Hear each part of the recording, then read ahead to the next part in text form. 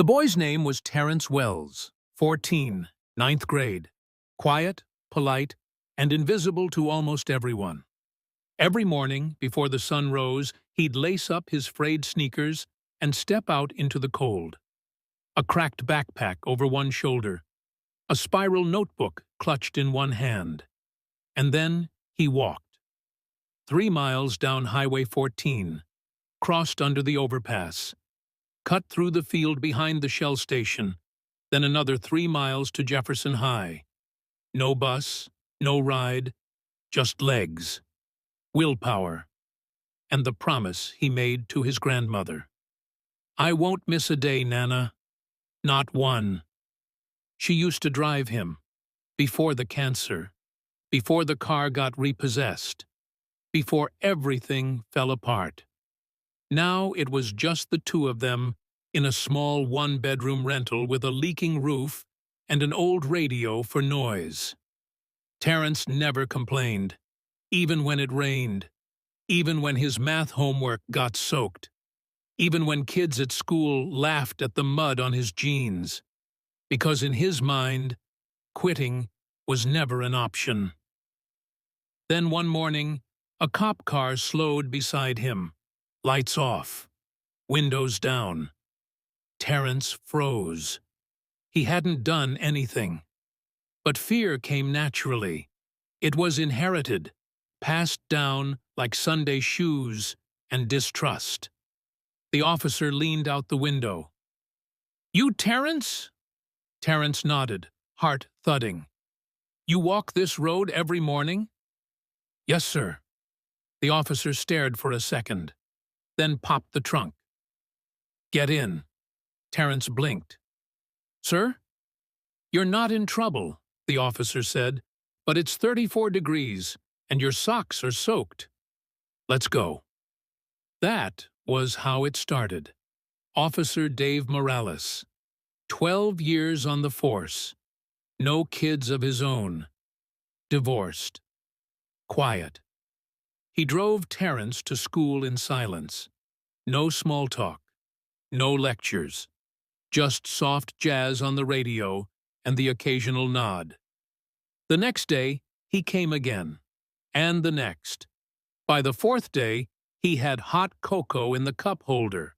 By the 6th, he'd bought a backpack. New, black, waterproof. Didn't say it was a gift. Just left it in the back seat. Terrence didn't ask questions, but he started to smile. Then Morales did something else. He posted a photo. Just one. On Facebook. No tags. No name. Just the back of Terrence. Still walking along the highway. "I pass this kid every morning. Doesn't beg. Doesn't skip. Just walks, rain or shine. Not on my watch anymore." He thought a few friends might see it. Maybe some other cops. He didn't expect what came next. By nightfall, the post had 20,000 shares. By the next morning, local news showed up at the school. They tried to interview Terrence. He said no, just looked at the camera and said, "I just want to go to class." But the town saw it. So did the country. And suddenly, Terrence wasn't invisible anymore.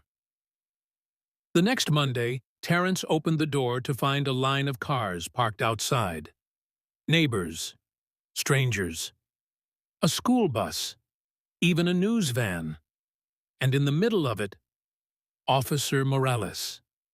He stepped forward, holding a small envelope. Terrence froze. Morales handed it to him. "Open it."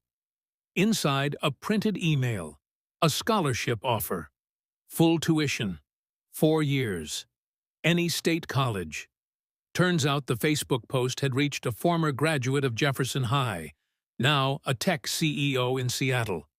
He saw himself in Terrence. Same school, same roads, same cracked backpack. He didn't just offer the scholarship. He sent a brand new SUV and a note. "This gets you to class for now. But your feet, they already got you halfway to greatness." Terence stood there, shaking. He didn't cry, not yet, but his grandma did.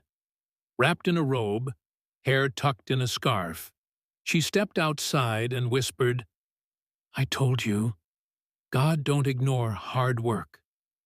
In the days that followed, more came. A barber gave him free cuts.